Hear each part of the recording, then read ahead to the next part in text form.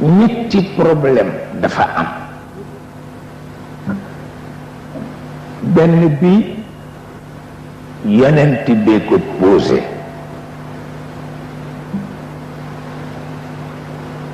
benn bi yàlla ko posé, benn bi Cheikh Al Hadj Malick moo ko posé.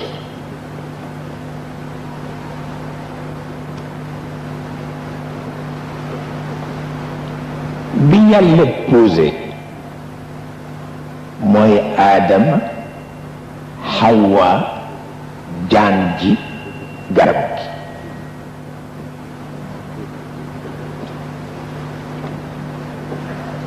nga jël jigéen won ko ni ko binduma la ci lu mat, ndax ci gannaawu góor la di bind la.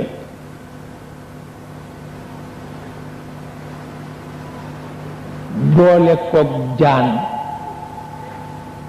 pour jaan ja bëggloo ko butik, boole koog garab pour garab gi jàngal ko nu muy naxee góor, te nga ni ko amal jàmm, dootul am jàmm.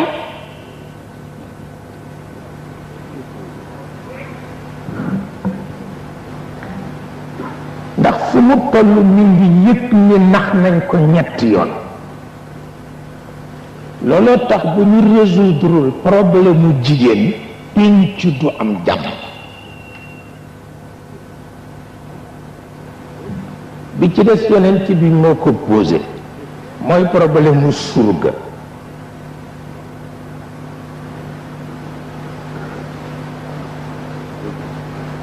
dafa am kilifa gu seet si yonent bi ànd ak xale bu ko yenul mbuusam.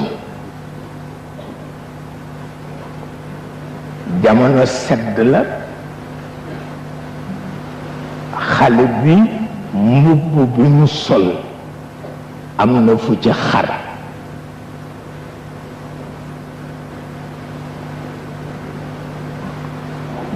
yonent bi ni ko kii kan la? mu ni ko sama surga la. mu ni ko soo demee mbubb mi nga sol jëndal ko ci benn,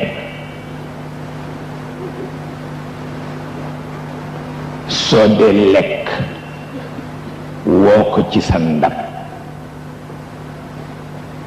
te bu ko tuddee ti surga, tudde ko mbokk. waaw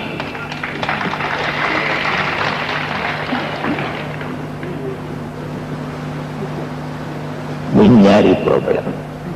di ko ñetteel Sidi El Hadj Malick moo ko posé, te ba bi mu fiy jóg ni ngi koy jooy ndax wolof mënu ko dégg.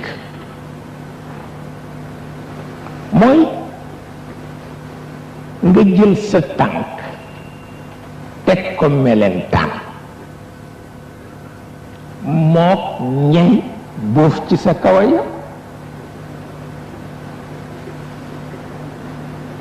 melentaan amul pexe def lu ne mu tëg mu matt la.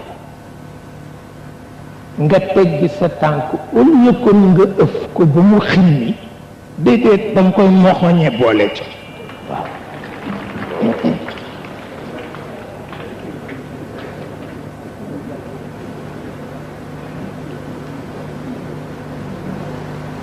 danga koy moxoñe boole ci.